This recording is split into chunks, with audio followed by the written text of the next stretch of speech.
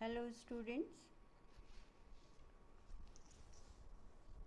आज हम लोग फिज़िकल केमिस्ट्री के एक बहुत ही इंटरेस्टिंग चैप्टर की शुरुआत करेंगे। Electrochemistry part 1। एक्चुअली तुम लोगों के सिलेबस में इलेक्ट्रोकेमिस्ट्री दो पार्ट्स में दी हुई है, पार्ट 1 एंड पार्ट 2। पार्ट 1 में हम लोग इलेक्ट्रिकल कंडक्टेंस के बारे में पढ़ेंगे और in part 2 of electrochemistry we will study about various electrolytic cells and some electrolysis process. Let's start with the electrical conductance. Before starting with the conductance or the main topic of the chapter, let's see which are the things which we will cover in this topic. In this topic we will study about the conductance or the conductivities. How many types of conductivities are there and what is the effect of dilution on various conductivities. In this chapter we will discuss three types of conductivities. The first one is specific conductivity, second is molar conductivity, third is equivalent or gram equivalent conductivity.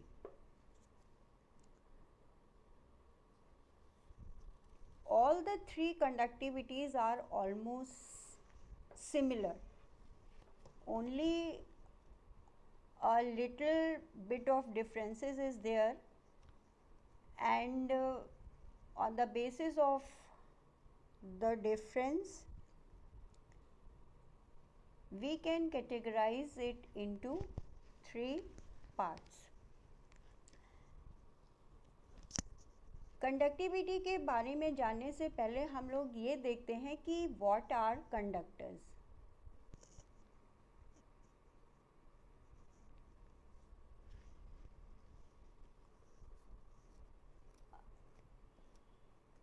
Beside the conductors, let's start. What is the definition of electrochemistry? It is a very basic thing. ये तुम लोग पहले भी पढ़ चुके हो अपने 11th 12th और BSc फर्स्ट ईयर की क्लास में. That electrochemistry is a branch of chemistry or it is a branch of science which deals with the study of interconversion between electrical energy into chemical energy or the chemical energy into electrical energy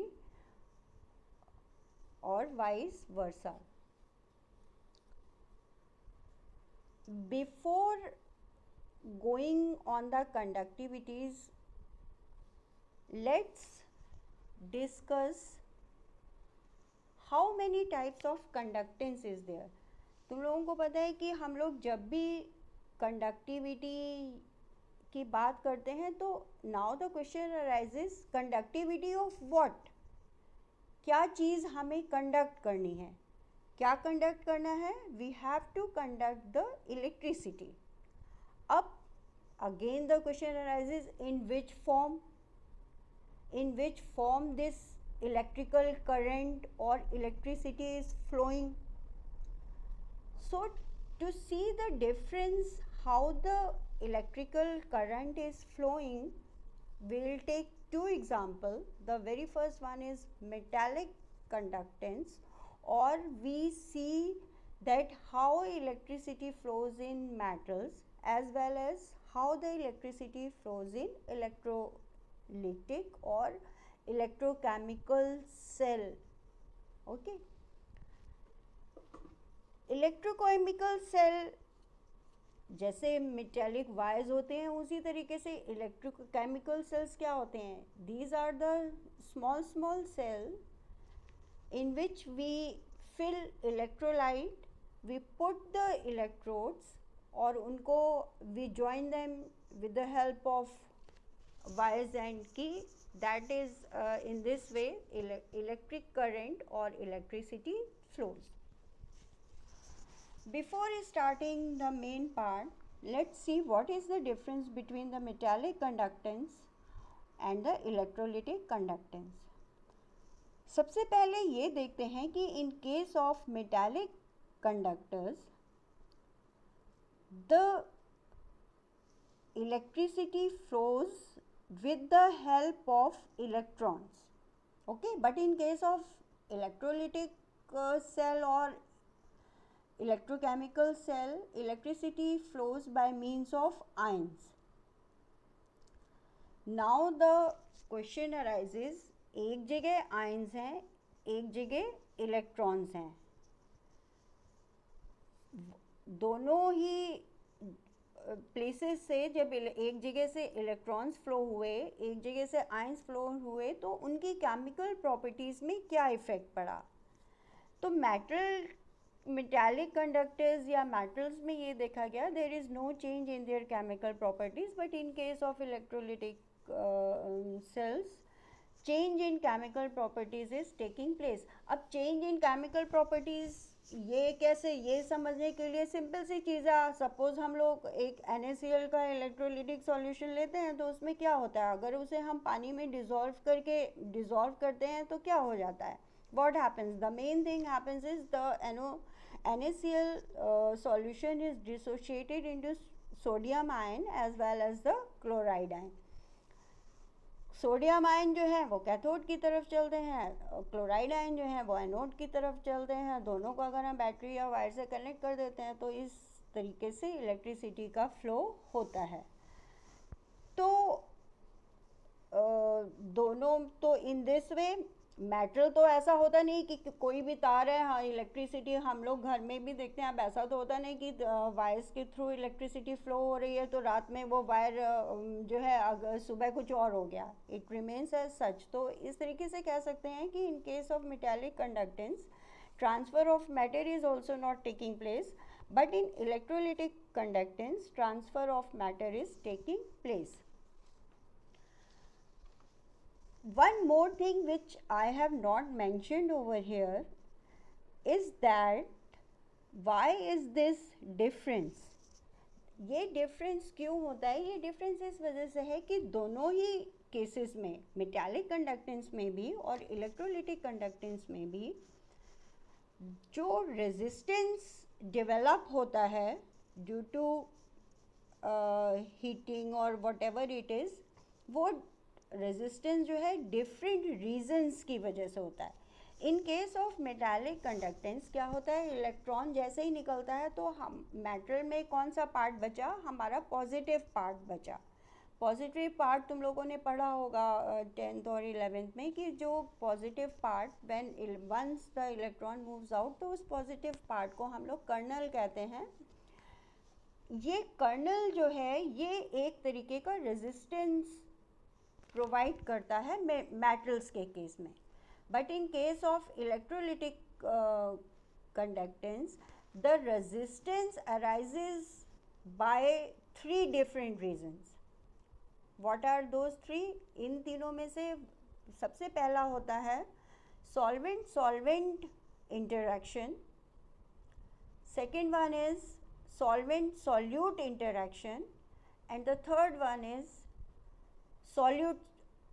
solute interaction. अब solute interaction का क्या मतलब हुआ, sodium chloride है, ये sodium में dissociate हुआ, chloride में डिसोशिएट. अब ऐसा तो है नहीं कि वो सॉल्यूशन से बाहर चले गए हैं, क्या है वो सारे अभी सॉल्यूशंस में ही हैं. तो जब वो वहीं पे हैं तो क्या होगा, सोडियम आयन पे पॉजिटिव चार्ज है, क्लोराइड आयन पे नेगेटिव चार्ज है, तो दोनों में थोड़ा सा attraction, some sort of attraction is there, or we can, in another word we can say that it is due to this interaction they are creating the resistance. अगर resistance कैसे हो रहा है, क्योंकि वो आपस में again वो rejoin होके कुछ कुछ resistance create करते हैं, इसीलिए इसको हम लोग कहते हैं सॉल्यूट सॉल्यूट इंटरेक्शन। दूसरा इंटरेक्शन होता है जब हमने उसे पानी में घोला तो क्या हुआ, सोडियम आयन चारों तरफ से हाइड्रोनियम आयन या उन सब से घिर गया, तो एक ये वाले जो आयंस होते हैं ये भी हिंड्रेंस क्रिएट करते हैं, तो एक तरीके से ये भी रेजिस्टेंस हो जाता है। और कभी कभी क्या होता है, सॉल्वेंट और सॉल्यूट इंटरेक्शन में सोडियम और क्लोराइड आयंस और वाटर के आयंस ये सब भी आपस में मिलके थोड़ा सा हिंड्रेंस क्रिएट करते हैं। तो दोनों की रेजिस्टिविटी या दोनों में रेजिस्टेंस का जो रीज़न है वो टोटली डिफरेंट है। in case of metals, resistance is due to kernels, and in case of electrolytes, resistance is due to solute interactions, or we can say three types of interactions are there due to which the resistance is there. एक और ज़रूरी difference होता है दोनों ही conductance में। पहला ये होता है कि मेटालिक के केस में जो होता है, अगर इनको हम लोग गर्म करते हैं तो जो उसकी कंडक्टिविटी या कंडक्टेंस जो है वो कम हो जाता है, but in case of electrolytes it increases, or we can say if we increase the temperature in an electrolytic cell, the conductivity or the conductance increases.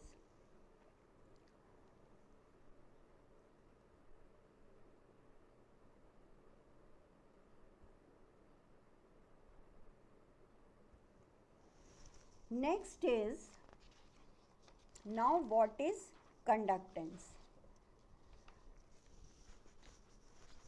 तीनों कंडक्टिविटीज़ के साथ साथ specific conductance, molar conductance, equivalent conductance, हम लोग एक चीज़ और ध्यान में रखेंगे, वो क्या है, that is simple conductance. The word conductance, conductance क्या है, conductance is just opposite to the resistance. Resistance we all know that कोई भी चीज़ जो एक ईज़ ऑफ फ्लो में कहना चाहिए कि जो उसे सम रेजिस्टेंस पैदा करेगी, या हिंदी में हम लोग कह सकते हैं कुछ एक तरीके का अवरोध पैदा करेगी, उसको हम लोग रेजिस्टेंस कहेंगे। तो कंडक्टेंस क्या हो गया, the reciprocal of the resistance is conductance.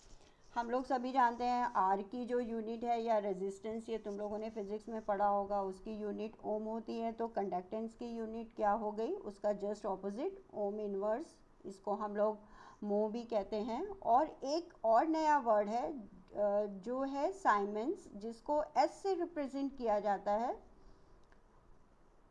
इसको हम लोग किसकी यूनिट कहते हैं, कंडक्टेंस की। तो ज़्यादातर प्लेसेस में तुम लोगों की सेकेंड ईयर की बुक्स में साइमंस वर्ड ही ज़्यादा यूज़ हुआ है और एस, तो इसको ध्यान रखना, ज़रा भी कंफ्यूज होने की ज़रूरत नहीं है। अगला जो कंडक्टिविटी है जो बहुत इम्पॉर्टेंट है वो है स्पेसिफिक कंडक्टेंस और कंडक्टिविटी। अब ये क्वेश्चन होता है कि कंडक्टेंस हो गया तो स्पेसिफिक कंडक्टेंस क्या होगा। तुम लोगों ने फिजिक्स में जैसे रेजिस्टेंस के साथ एक और वर्ड पढ़ा होगा, स्पेसिफिक रेजिस्टेंस या रेजिस्टिविटी। ओके, तो यहाँ पे क्या है, the reciprocal of resistivity is specific conductance, और the reciprocal of specific resistance is specific conductance और कंडक्टिविटी। एक फॉर्मूला बहुत यूज़ करते हैं हम लोग फिजिक्स में, R is equal to rho L by A। Metal के केस में क्या होता है कि R जो है रेजिस्टेंस है एक मेटालिक वायर का, जिसका area of cross section A है, एंड L जो है उसकी लंबाई है। सेम चीज़ यहाँ पे भी यूज़ हो रही है, और रेजिस्टिविटी जो है ये एक कांस्टेंट प्रॉपर्टी होती है उस इलेक्ट्रिकल वायर या की।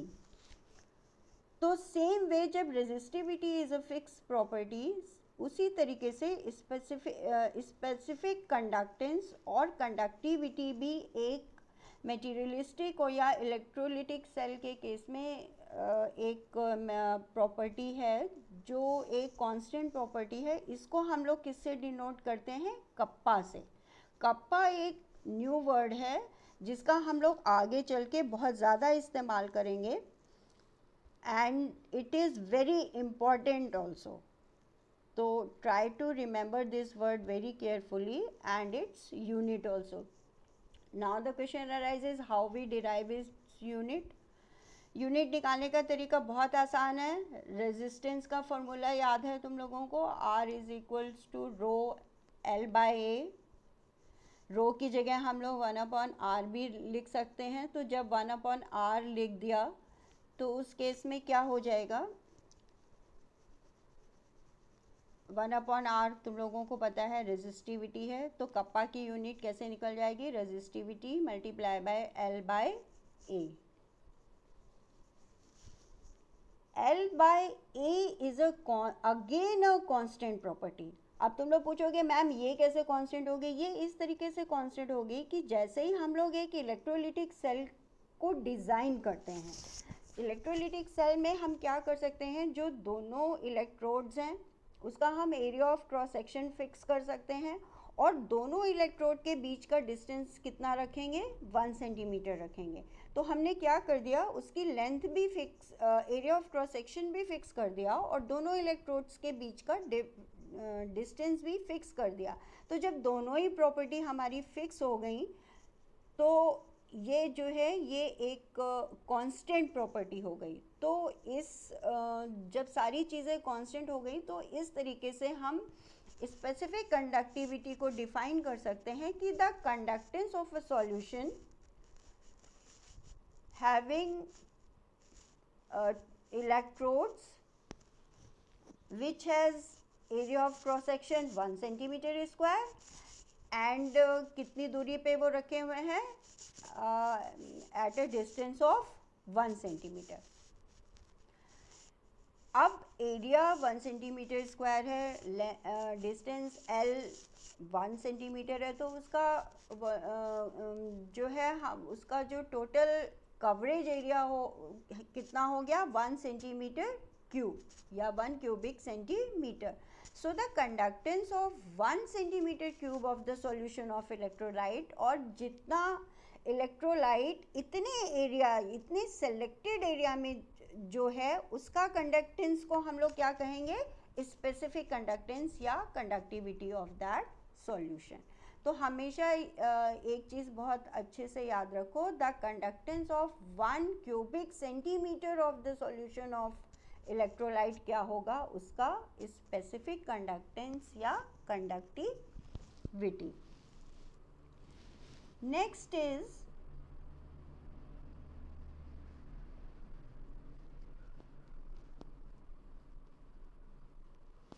एक और चीज़ आज इसमें छूट रही है, वो उसकी यूनिट हम लोग कहाँ से डिराइव करेंगे? उन यूनिट हम लोग इससे डिराइव कर लेंगे। रेजिस्टिविटी का तुम लोगों को पता है, ohm inverse 1, length is centimetre, area is centimetre square, तो ये ऊपर क्या बचेगा? Centimetre inverse. तो साइमन सेंटीमीटर इनवर्स या मो सेंटीमीटर इनवर्स या ओम इनवर्स 1 सेंटीमीटर इनवर्स 1 इसका यूनिट हो जाएगा। स्पेसिफिक कंडक्टिविटी के बाद एक और कंडक्टिविटी है, इक्विवेलेंट कंडक्टिविटी। अब तुम लोग ये पूछोगे कि मैम स्पेसिफिक कंडक्टिविटी हो गई तो हम सारे इलेक्ट्रोलिटिक सेल है तो बस एक कंडक्टिविटी पढ़ लेते हैं, बाकी कंडक्टिविटीज़ की क्या ज़रूरत है? लेकिन बाकी कंडक्टिविटीज़ की हमें इसलिए ज़रूरत पड़ती है कि हम इन्हें क्यों पढ़ते हैं? क्योंकि सपोज़ 2 तरीके के इलेक्ट्रोलाइट हैं, खूब सारे इलेक्ट्रोलाइट हैं, और हम उनका कंपैरिजन कैसे करेंगे? भाई कंपैरिजन करने के लिए कुछ तो क्राइटेरिया चाहिए कि इस इलेक्ट्रोलाइट का कंडक्टिविटी इतनी है या दूसरे की कितनी। उसके लिए क्या करते हैं हम लोग? वॉल्यूम जो है उसका फिक्स कर देते हैं, या उसकी जो कंसंट्रेशन है वो भी फिक्स कर देते हैं। तो कंसंट्रेशन तुम लोगों को पता है, हम लोग हमेशा दो फंडामेंटल जो फैक्टर होते हैं उनसे कंसंट्रेशन देखते हैं, या तो मोलैरिटी देखते हैं या नॉर्मेलिटी देखते हैं। तो इक्विवेलेंट कंडक्टिविटी क्या, why we study the equivalent conductivity as well as the molar conductivity to compare the conductance of different electrolytes. इसके लिए what we all are doing is we all are doing that we are fixing the volume, और दूसरा काम क्या कर रहे हैं कि डेफिनेट अमाउंट की कंसंट्रेशन ले रहे हैं। डेफिनेट अमाउंट का कंसंट्रेशन हम डेफिनेट वॉल्यूम में ले रहे हैं। तो इक्विवेलेंट कंडक्टिविटी क्या हो गई? The conductance of all those ions which are present in 1 gram equivalent of that electrolytic solution is the equivalent conductivity of that electrolyte.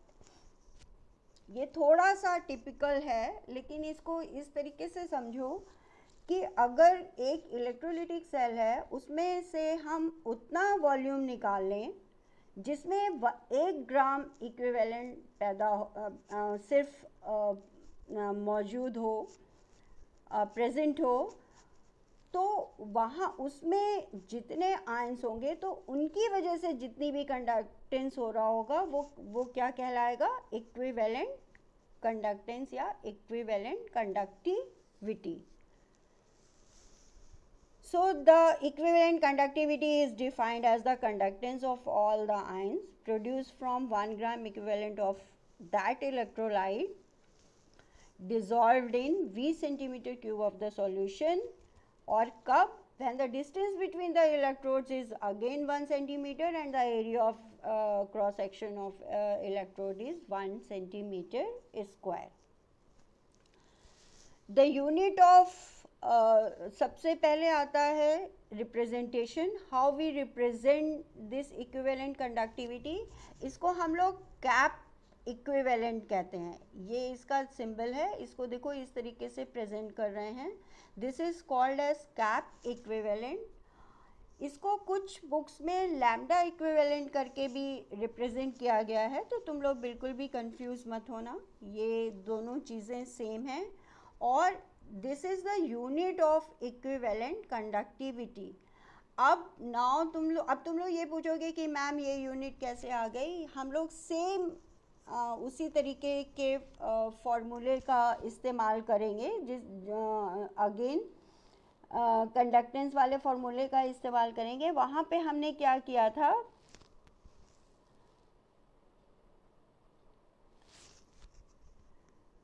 Equivalent conductance हमारा क्या है? कंडक्टेंस क्या है? कप्पा. कितना? उतना वॉल्यूम में जितने में 1 gram equivalent of electrolyte present है. तो सपोज हम इसको 1 ग्राम इक्विवेलेंट का क्या मतलब हुआ कि उसकी नॉर्मेलिटी हम लोग कैसे कैलकुलेट करते हैं? नॉर्मेलिटी तुम लोगों को पता है, number of solutes present in 1 litre of the solution. यहाँ पे सॉल्यूशन क्या है? हमारा इलेक्ट्रोलाइट सॉल्यूशन है. तो 1 ml solute present in 1 litre of solution, अगर हम इस gram equivalent present in 1 litre solution, तो अब इस 1 लीटर को अगर हम लोग 1000 में कन्वर्ट कर देंगे तो वो कितना हो जाएगा? ml हो जाएगा. 1 ml हो गया. तो इक्विवेलेंट कंडक्टिविटी का फॉर्मूला हो जाएगा इक्विवेलेंट कंडक्टिविटी, और you can say this cap equivalent equals to kappa, उसका specific conductance multiply by 1000 divided by its normality. Okay.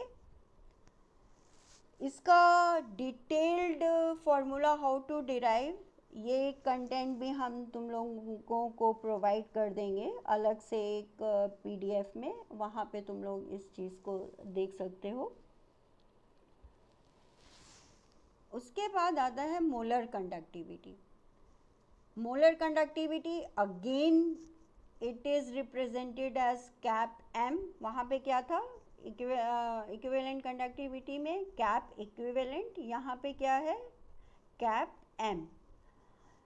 Unit unit is mole centimeter square mole inverse.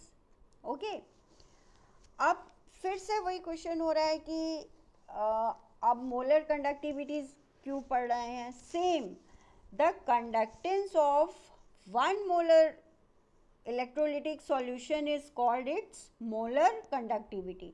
वहाँ पे क्या था, conductance of 1 gram equivalent of electrolytic solution is called as its equivalent conductivity. Same way, the molar conductivity is also defined as a solution or at dilution V, the conductance of all the ions which is present in 1 mole of the electrolyte. अब question ये उठता है कि 1 मोल हम लोग ये कैसे निकालते हैं. मोलैरिटी का फॉर्मूला तुम लोगों को पता है. मोलैरिटी बराबर क्या होता है, number of moles present in 1 litre of the solution. वहाँ पे क्या था, नंबर ऑफ ग्राम इक्विवेलेंट. यहाँ पे क्या है, number of moles present in 1 litre of the solution. अब हमें केवल 1 मोल इलेक्ट्रोलाइट के लिए देखना है, तो कितने आयन, जितने भी आयन 1 मोल इलेक्ट्रोलाइट में प्रेजेंट होंगे वो उसकी मोलर कंडक्टिविटी कहलाएगी. अगेन क्योंकि मोलारिटी हम लीटर में निकालते हैं, तो इसको फिर से ml में कन्वर्ट करने के लिए इसको 1000 से मल्टीप्लाई करना पड़ेगा. तो सेम वे इसका फॉर्मूला हो जाएगा, कैप एम बराबर हो जाएगा कप्पा. कप्पा तुम लोगों को पता है क्या है, specific conductance multiply by 1000 divided by it's molarity. Okay, इसी फॉर्मूले से सेम वे इस फॉर्मूले का इस्तेमाल करते हुए हम लोग इसकी यूनिट डिराइव कर सकते हैं. यूनिट डेरिवेशन मैं एक अगले स्लाइड में ज़रूर मेंशन करूँ, या अगले लेक्चर में मैं ज़रूर बता दूंगी, या तुम लोगों को पीडीएफ फॉर्म में प्रोवाइड कर देंगे, क्योंकि यूनिट्स बहुत इंपॉर्टेंट है. अगर यूनिट नहीं पता होंगी तो तुम लोग कैसे उसको लिखोगे, जो न्यूमेरिकल करोगे तो कैसे करोगे. एक चीज़ और है कि इन दिस चैप्टर तुम लोगों को न्यूमेरिकल प्रॉब्लम्स बहुत मिलेंगी स्पेसिफिक कंडक्टिविटी पे, मोलर कंडक्टिविटी पे एंड इक्विवेलेंट कंडक्टिविटी पे. तो इसकी प्रैक्टिस बहुत करना. मैं 1-2 असाइनमेंट भी तुम लोगों को प्रोवाइड कर दूंगी, उससे भी तुम लोग सॉल्व कर लेना. और उसके अलावा next comes, this is a very important part of this, like what is the effect of dilution upon various conductivities. In conductivities के अलावा भी कंडक्टेंस पे भी सिंपल डाइल्यूशन का क्या इफ़ेक्ट होता है, ये हम ज़रूर स्टडी करते हैं. और ये एक बहुत इम्पॉर्टेंट फैक्टर है कि क्योंकि ड्रास्टिकली चेंजेस आर देयर. अच्छा, अब तुम लोग ये देखो, कंडक्टेंस है, सपोज एक इलेक्ट्रोलिटिक सॉल्यूशन है, उसको हम डाइल्यूट करना शुरू करते हैं. डाइल्यूट करना शुरू करने का क्या मतलब है कि we start adding water in that electrolytic solution.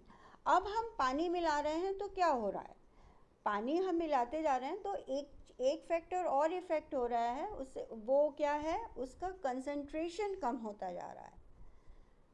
So, increasing dilution, we are decreasing the concentration of that electrolytic solution. तो इस कॉन्सेप्ट को दिमाग में बिठा लो. अगर ये कॉन्सेप्ट हमेशा दिमाग में रहेगा तो ये जो 3 फैक्टर हैं तुम लोगों के, कि एक फैक्टर और है जो यहाँ पे नहीं मेंशन किया है, वो सिंपल एक समझने की चीज़ है. जैसे डाइल्यूशन करने पे कंडक्टेंस भी बढ़ता है. जो उसका कंडक्टेंस बढ़ने का क्या मतलब है, रेजिस्टिविटी या रेजिस्टेंस जो है वो कम हो जाता है.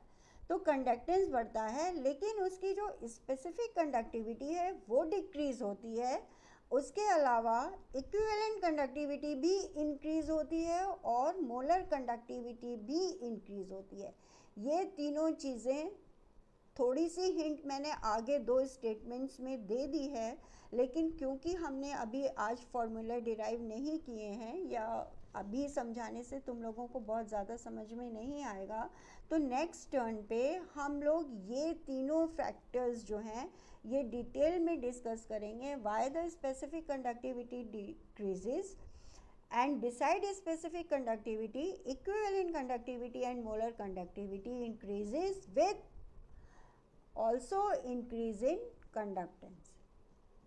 ओके, ये क्वेश्चन तुम लोग थोड़ा खुद भी सोचना, और आगे नेक्स्ट लेक्चर में हम लोग इसी को डिस्कस करेंगे, क्योंकि इसी पे बेस, इस डाइल्यूशन पे ही बेस आगे के तुम लोगों की डिबाई-हाकल-ऑन्सागर इक्वेशन है, वो भी इस पे बेस है। कोलरिश का लॉ है, एक बहुत फेमस लॉ है, जो इन्हीं सब पे बेस है, तो हम लोग वो डिस्कस करेंगे। आज के लिए that's all for today. Thank you, you all stay blessed and have a good day. That's all.